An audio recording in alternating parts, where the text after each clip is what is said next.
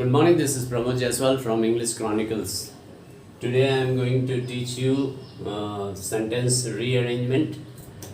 This question is from ND 1996 and this is my fourth video.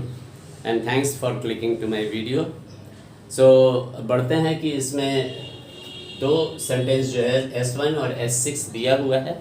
S1 is the first sentence and S6 is the last sentence. In between there are four sentences P, Q, R, S. अब इसको हम लोग को correct order में उसको set करना है और पूरे पैसेज को पढ़ना और करना it is a wastage of time. तो थोड़ा सा ट्रिक्स है जिसको हम लोग अप्लाई करते हैं, कॉमन सेंस यूज़ करते हैं, जो कि हम आपको हेल्प करेंगे, बताएंगे. उससे आप सीखेंगे ट्रिक क्या है. हर क्वेश्चन को किसके बाद कौन सेंटेंस आएगा उतना पढ़ने का टाइम नहीं रहता है. तो simply you have to apply some tricks, उससे ईजियर हो जाता है. तो अब सेंटेंस का बिगनिंग लेटर या कुछ ऐसा. अब इसमें हम देखते हैं कि जैसे ऑप्शन क्या क्या है. फर्स्ट सेंटेंस का we have to choose P होगा कि क्यू होगा, आर होगा. इस ये अरेंजमेंट 4 अरेंजमेंट्स दिया हुआ है.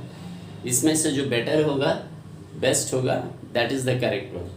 अब आइए हम देखते हैं कि P से है, Q है, Q है. तो इसका मतलब R फर्स्ट सेंटेंस नहीं होगा और S भी फर्स्ट सेंटेंस नहीं होगा. तो फर्स्टली ये आपका दो सेंटेंस तो आपका ख़त्म हो गया. इसको आपको देखना ही नहीं कि फर्स्ट में आएगा कि नहीं, बिगनिंग ऑफ द सेंटेंस. तो बचता है P से दो ऑप्शन है और Q से दो ऑप्शन है. अब आइए हम देखते हैं कि P और Q में स्टार्ट किसको होगा. तो P को देखते हैं. Most people think that this is the right thing to do as it is economical. तो थोड़ा ये ठीक लगता है. Q को भी देखते हैं. पहला क्वेश्चन S1 देख ले. Plastic containers are being used more and more. तो इसका यूसेज के बारे में बात हो रहा है. Are being used to package self drinks, milk, oil, fruit juice, ketchup. तो प्लास्टिक कंटेनर्स के यूसेज के बारे में हो रहा है. और यहाँ अगर हम P को लेते हैं, plastic containers are cheap and light.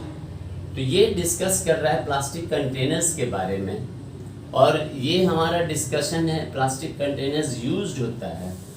तो अगर हम देखते हैं P को ऑप्शन लेकर, ये कंटेनर्स इसके बारे में बता रहा है. लेकिन P अगर हम ऑप्ट करते हैं तो most people think that this is the right thing to do.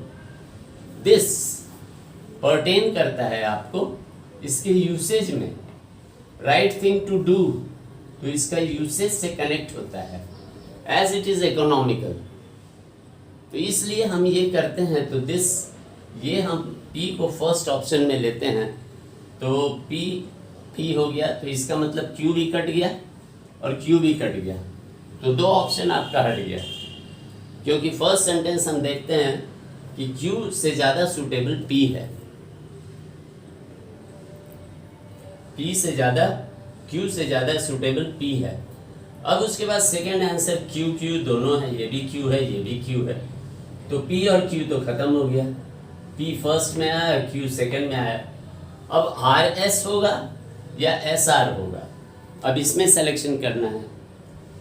तो अगर हम देखते हैं कि they also involve, it is easier to transport material packed in them than in glass bottles. अब अगर हम देखते हैं इट इज़ ईजियर, तो P Q क्या है. P अगर हम पढ़ते हैं तो P हो गया फर्स्ट ये sentence, plastic containers are being used more and more.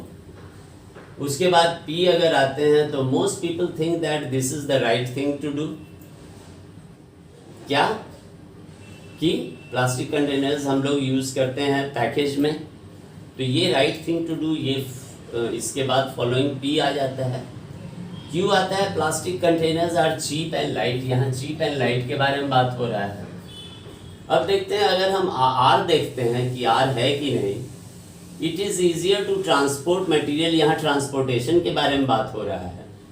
तो अगर हम S देखते हैं, दे also involve the latest transport cost. तो अगर हम S को पहले रखते हैं, R तो नहीं आ रहा है क्योंकि it is easier to transport materials packed in them. यहाँ पर हम देख रहे हैं चीप एंड लाइट के बारे में बात हो रहा है, हाँ? और यहाँ हम देख रहे हैं कि to transport materials packed in them in glass bottles, माने ग्लास बॉटल से ईजियर रहेगा प्लास्टिक बॉटल्स में। तो किसको ऑप्ट किया जाए? आर को तो नहीं ऑप्ट कर सकते हैं थर्ड में। अगर एस को करते हैं, दे also involve the latest transport. अब दे किसके लिए आ रहा है? यही आपका दे से कनेक्शन हो जाता है। दे किसके लिए आ रहा है? तो हम लोग लास्ट में थे क्यू। क्यू कहता है plastic containers are cheap and light.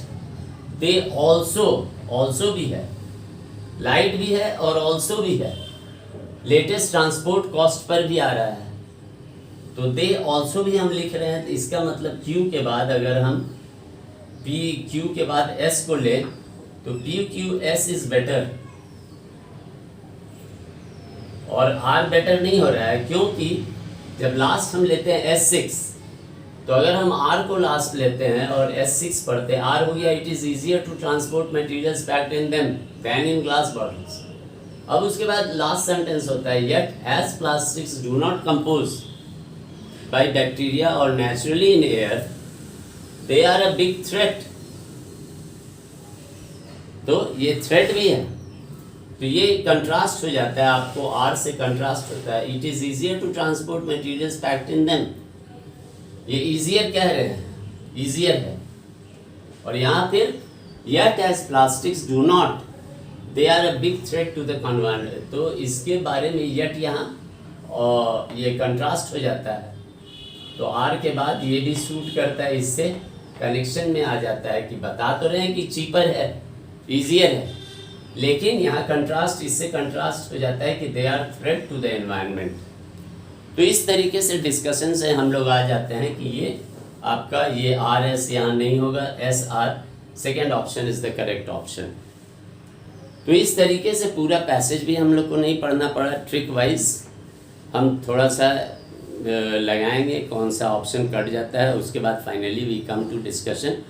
अगर ये पसंद आता है तो please like it and share among your friends, और प्लीज़ अगर पसंद आता है और भी ग्रामर वगैरह काफ़ी डिस्कशन और कंटिन्यूअस हम भेजते रहेंगे, तो please subscribe to my channel.